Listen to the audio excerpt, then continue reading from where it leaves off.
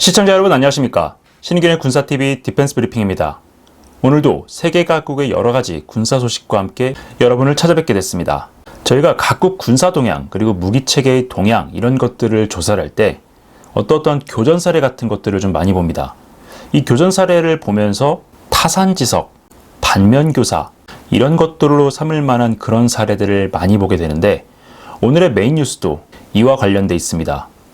러시아군의 방공 시스템, 특히 자칭 세계 최강을 자랑하는 그런 스펙을 가지고 있었던 방공 시스템들이 RC 항공기를 개조한 싸구려 자폭 드론에 맥없이 당하고 있다는 그런 소식이 들어왔습니다. 이와 별개로 시청자 여러분께서 궁금해하실 만한 세계 각국의 군사 소식 5가지를 단신으로 준비했습니다. 먼저 단신부터 보고 가시겠습니다. 현재 진행 중인 P-8A 포세이돈 해상 초계기 LRASM 미사일 통합 작업이 올 여름에 마무리될 수 있을 것이라는 소식입니다. 보잉이 현재 진행 중인 시스템 통합 작업이 일정대로 성과를 보이고 있으며 올 여름에 테스트를 마칠 것이라고 밝혔습니다.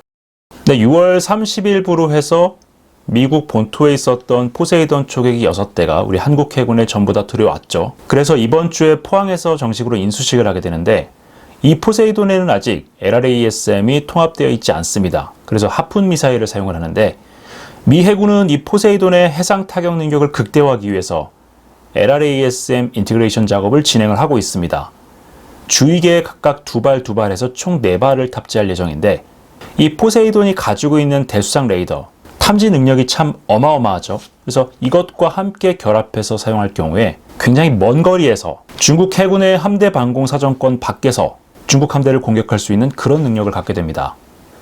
LRASM의 구체적인 재원은 공개된 게 없지만은 일단 로키드 마틴 쪽에서는 200캐리, 그러니까 약 370km 정도를 보고 있습니다. 일부 자료에서는 560km 정도라고 하고 있는데 어찌됐든 이 미사일 같은 경우에는 고도의 스텔스 설계가 적용이 되어 있고 또 인공지능을 이용해서 여러 발의 미사일이 유기적으로 적의 취약 지점을 찾아 돌입을 하죠.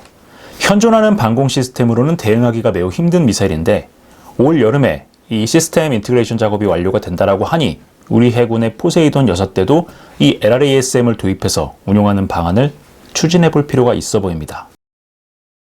오키나와에 주둔 중인 미 해병대 제3해병원정군의 신형 상륙돌격 장갑차인 ACV가 최초로 배치됐습니다. 3해병원정군 제3해병사단 4해병연대가 ACV를 인수해 운용할 예정인데 미 해병대는 ACV 도입 이후 변경된 교리에 따라 ACV 2.0이라는 개량형도 준비 중입니다. 이 ACV 등장한 지 거의 10년이 됐죠. AAV7을 대체하기 위해서 만들었는데 원래는 궤도식으로 가려고 하다가 비용을 좀 줄이겠다라고 해서 차륜형으로 갔습니다. 그런데 결과적으로 가격이 거의 비슷하게 됐죠. 저율 초도 생산에서 116대, 플레이트 생산에서 206대를 발주해서 지금 300대가 넘는 물량이 생산이 되고 있는데 이렇게 양산이 진행되고 있는 상황에서 2020년에 미 해병대가 대대적인 개편을 발표를 했죠. 그러면서 기존의 상륙작전을 주로 수행하던 해병연대가 대함 타격작전을 주로 수행하는 연안작전연대로 변경이 됐죠. 그러면서 이 ACV의 역할이 좀 모호해졌는데 그래서 미 해병대는 이 ACV를 우리가 알고 있는 전통적인 상륙작전이 아니라 도서 장악, 예를 들어서 네메시스 시스템의 미사일 발사 차량들을 양육시키려면 해당 섬에 대한 통제권을 갖고 있어야 되기 때문에 이러한 섬을 장악하는 전투부대 ACV 장갑차를 배치하는 그런 계획을 가지고 있습니다. 차륜형 장갑차지만 최근 트렌드에 맞춰서 무려 31톤이라는 굉장히 큰 덩치를 자랑을 하고요. 덩치는 꽤 커졌지만 기존의 AAV7보다 탑승 인원은 절반으로 줄었습니다. 이제는 예전처럼 많은 수의 병력을 해안에 상륙시킬 그럴 필요가 없어졌다는 거죠. 지금 우리 해병대도 신형 상륙돌격 장갑차를 개발하고 있는데 부디 개발 방향이 이 ACV 또는 ACV 2.0과 비슷한 방향으로 가기를 기원해 보겠습니다. 최근 영국과 독일의 방산 협력이 점점 더 강화되는 것 같습니다. 독일이 유로파이터 타이푼 전투기의 주력 공대지 무장으로 사용하기 위해 3266발의 브림스톤2 공대지 미사일 도입을 승인했다는 소식입니다. 브림스톤2 처음에는 헬파이어 미사일의 프레임을 이용해서 만들었는데 나중에 별개의 진화 과정을 거치면서 완전히 다른 성격의 미사일이 됐죠. 생긴 것은 헬파이어하고 비슷한데 성능이라든가 사거리, 운용 개념은 완전히 다릅니다. 그리고 가격도 훨씬 비싸죠. 일단 이 브림스톤2 공대지 미사일은 사거리가 20km 정도 됩니다. 고정익 항공기에서 이 운동에너지를 받아서 발사했을 경우에 그 정도 사거리가 나온다는 것인데 헬파이어 미사일보다 조금 더 길죠. 헬파이어도 고정익기에서 운용하는 버전이 있습니다. AGM-114R 버전이 있는데 이 버전의 헬파이어 미사일이 2억에서 3억 원 정도 합니다. 그런데 이 브림스톤2 같은 경우에는 독일이 이번에 계약한 물량 기준으로 한 발이 거의 100만 유로에 가깝습니다. 14억 정도 한다는 건데 영국은 아파치 헬기를 운용을 하고 있죠. 여기서 헬파이어 미사일도 운용을 할 수 있는데 그럼에도 불구하고 독일이 기존에 운영하던 타이거 헬기를 조기 퇴역시키고 지금 아파치를 도입하려고 하고 있죠. 그런데 이 아파치 헬기에서는 브림스톤 외에도 헬파이어 미사일 운용이 가능합니다. 그럼에도 불구하고 영국으로부터 이렇게 비싼 값의 브림스톤 미사일을 구입을 한다는 것은 최근에 급격하게 방산 시장이 확대되고 있는 상황에서 소위 말하는 K방산, 한국산 방산이 가성비를 앞세워서 진출하고 있지 않습니까? 최근에 유럽 여러 국가들이 여기에 대한 견제작용이 굉장히 심해졌는데 그런 분위기가 조금 반영된 것이 아닌가 싶습니다. 미 해군의 주요 대형 전투함에 탑재되는 극초음속 미사일 IRCPS 발사 실험이 성공했다는 소식입니다.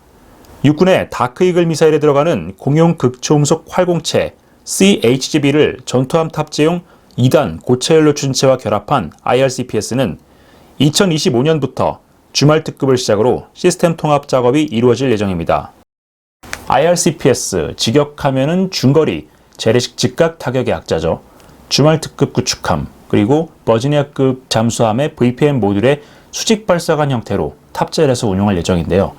지금 주말 특급 초도함, 주말트함은 전방에 있는 155mm 함포 2개를 걷어내고 여기에 12발의 IRCPS를 탑재하기 위한 개조 작업을 거의 마쳤습니다. 내년부터 운용될 예정인데 일단 구체적인 재원은 공개되지 않았지만은 1770km 이상의 사거리를 가지고 있다. 구체적인 재원은 아직 공개되지 않았지만은 1770km 이상의 사거리를 가졌던 다크이글의 사례를 감안해 볼 때 추진체가 약간 줄어들었으니까 사거리는 조금 감소했겠죠.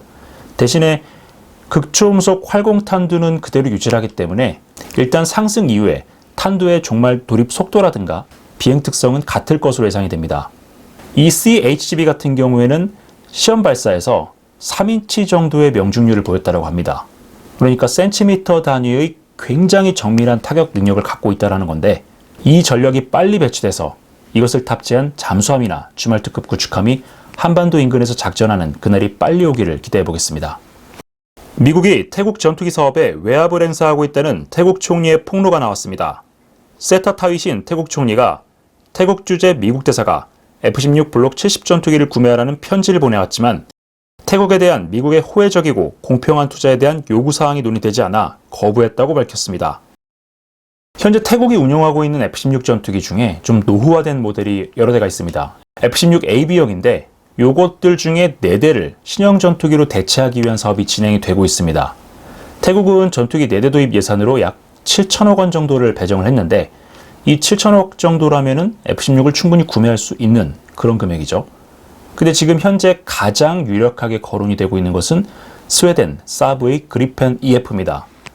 스웨덴은 이 7천억 원만큼의 절충교육, 그러니까 전투기를 사면 태국에서 7천억 원어치의 물건을 사주겠다. 그리고 기술 이전도 해주겠다. 이렇게 좋은 조건을 내걸고 있는데 여기에 갑자기 미국이 나서서 그리펜 사지 말고 F-16을 사라. 이렇게 압력을 행사하고 있다는 겁니다. 근데 미국이 F-16을 팔긴 팔겠지만 그에 상응하는 만큼의 절충교육은 해줄 수 없다라는 입장을 통보를 해서 태국 총리가 여기에 대한 거부감을 드러냈다는 것인데 절충교육도 절충교육이지만은 일단 태국은 2026년에서 7년 이전에는 이 전투기 초도분을 인수받기를 원하고 있습니다. 자, 그런데 지금 F-16V 전투기의 생산 물량이 굉장히 밀려있기 때문에 올해 계약을 체결한다고 하더라도 가장 빨리 나올 수 있는 게 2029년입니다. 뭐 납기상으로 봤을 때는 태국 공군의 요구에 맞지 않기 때문에 그리펜으로 가는 게 어쩔 수 없는 수순 같은데 갑자기 미국이 태국에 왜 이런 압력을 행사했는지 그 배경이 좀 궁금해집니다. 네, 두 번째 소식은 러시아 방공무기에 관한 소식입니다. 우리 군이 반면교사로 삼아야 할 그런 사례인데 어떤 내용인지 살펴보시겠습니다. 우크라이나 전쟁을 계기로 부풀려진 성능과 신뢰성이 하나둘씩 들통나고 있는 러시아 무기체계가 또 망신을 당했습니다. 러시아가 판치르와 함께 세계 최강의 야전방공 시스템이라고 자부해온 토르 M2 시스템이 저속 드론의 공격에 파괴되는 장면이 영상으로 공개됐습니다. 우크라이나 정부국 드론 운용 유닛이 최근 전장에서 러시아의 토르 M2 야전 방공 시스템을 포함한 다수의 야전 방공 시스템을 소형 자폭 드론으로 공격해 파괴하는 데 성공했다고 밝혔습니다. SBU는 지난 주말 동안 실시된 드론 작전에서 4대의 토르, 2대의 판치르, 1대의 부크 방공 시스템을 파괴했다며 이 가운데 방공 작전을 수행 중인 토르 M2와의 정면 승부 영상을 텔레그램으로 공개했습니다. 토르 M2는 2007년 처음 공개된 방공 시스템으로 야전 방공 시스템으로는 드물게 수직 발사관을 이용한 8발의 대공 미사일 탑재 능력을 갖던 기존 토르 M1 시스템과 달리 소형화된 미사일을 탑재해 무려 16발의 미사일을 탑재하고 전자식 위상 배열 레이더를 채택해 목표 탐지 및 추적 능력을 크게 강화했습니다. 토르 M2는 카탈로그 데이터대로라면 25km에서 48개의 목표물을 동시 추적해 이 중 4개의 표적과 동시 교전할 수 있는데요. 16km 범위 내에서 모든 유형의 공중 표적에 대응할 수 있습니다. 그러나 영상 속에 등장하는 토르 M2는 정면에서 날아온 FPV 드론에 전혀 대응하지 못하고 차체 정면 레이더를 직격당하면서 파괴됐는데요. 피격 당시 토르는 레이더를 가동하고 있던 상태였지만 우크라이나 드론을 발견하지는 못했습니다. 이것은 러시아가 자랑하는 최강의 야전 방공 시스템이 저속 드론조차 탐지하지 못한다는 것을 보여주는 것인데요. 도대체 러시아 제무기 어디까지 성능이 부풀려져 있었던 것인지 이제는 감도 잡기 어려운 것 같습니다. 네, 일단은 우크라이나 SBU가 공개한 영상을 좀 보고 가시겠습니다. 영상 속을 보시면은 여러 대의 야전 방공 시스템이 나옵니다. 하늘에서 우크라이나 드론이 마치 전지적 관찰자 시점인 것처럼 이 야전 방공 시스템들의 움직임을 계속 들여다보고 있습니다. 그리고 위치를 파악을 한 이후에 FPV 드론을 보내서 이 야전 방공 시스템들을 하나둘씩 박살내고 있는데 공통적으로 대부분 레이더를 전개한 상태에서 방공작전을 수행하던 중에 이 FPV 드론을 맞았다는 것을 볼 수 있습니다. 이 중에서 가장 심각한 것은 레이더를 전개한 상태에서 실제로 방공작전을 하고 있었다는 얘기죠. 위에 회전식 탐색 레이더가 계속 돌아가고 있었고 차체도 계속 기동하고 있었습니다. 즉 방공작전을 수행하고 있었던 토르 방공 시스템이 바로 정면에서 날아온 FPV 드론에 파괴됐다는 겁니다. 자, 이 토르 M2 K밴드를 사용합니다. 상대적으로 작은 표적을 탐지하는 데 좀 유리한 파장의 레이더를 갖고는 있는데 그럼에도 불구하고 이 FPV 드론이 정면에서 접근하는 것을 발견하지 못했다는 겁니다. 이것은 이 러시아제 방공 시스템의 기술적인 한계, 그러니까 카탈로그 데이터와 좀 다른 실제 성능, 이것이 문제가 됐을 수도 있는데 이 대상이 됐던 드론, FPV 드론의 특성을 생각을 해봐야 됩니다. 이 FPV 드론의 특성도 고려 요소로 삼지 않을 수가 없습니다. 일단 이런 FPV 드론 같은 경우에는 일반적인 공중 표적, 그러니까 이 토르라든가 판치르 시스템이 개발되던 시기에 주요 공중 위협이었던 헬기나 저고도로 침투하는 항공기, 이런 것들에 비해서 레이더 반사 면적이 압도적으로 작죠. 그리고 비행 고도도 상대적으로 낮기 때문에 이러한 야전 방공 시스템, 즉 전통적인 개념의 야전 방공 시스템으로는 탐지하고 요격하는 것이 굉장히 어렵습니다. 그리고 군에서 방공부대에 근무해 보셨던 분들은 아시겠지만은 이렇게 굉장히 작고 느린 항적 같은 경우에는 레이더 스크린상에 일반적인 새, 우리가 새 중에서도 굉장히 큰 새들이 있습니다. 독수리 같은 경우도 뭐 전방에서 소위 말하는 짬 먹는 독수리라고 하죠. 훈련장에 나타나는 그런 독수리들 보면은 날개를 펴면 정말 어마어마하게 큰 개체들도 굉장히 많습니다. 이런 것들이 하늘에 날아다니면 사실 이런 FPV 드론하고 구별하기가 좀 어렵습니다. 레이더 스크린보다는 눈이 더 정확할 수도 있다는 건데 그렇기 때문에 이 드론에 대응하기 위한 카운터 드론 시스템은 레이더가 더 정밀해야 되고요. 드론이 정면이 아니라 측면이나 후방 어느 쪽에서 날아올지 모르기 때문에 360도 전방향을 실시간으로 감시할 수 있는 사면 고정형 혹은 3면 고정형 위상 배열 레이더를 탑재를 하고 있어야 합니다.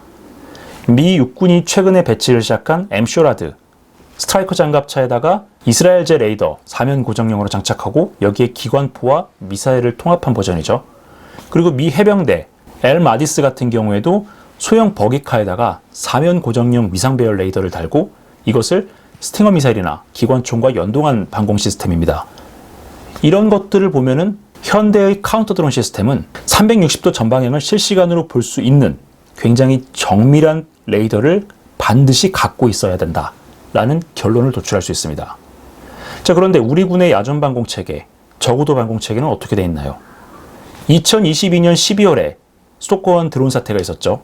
북한 무인기 6대가 1군단 작전 지역을 그대로 통과해서 서울 상공까지 왔다가 돌아갔는데 그럼에도 불구하고 우리 군은 대처를 하지 못했죠. 우리 군이 사용하고 있는 국지방공 레이더가 이 토르 방공 체계의 탐색 레이더처럼 한 면만 보게 돼 있습니다.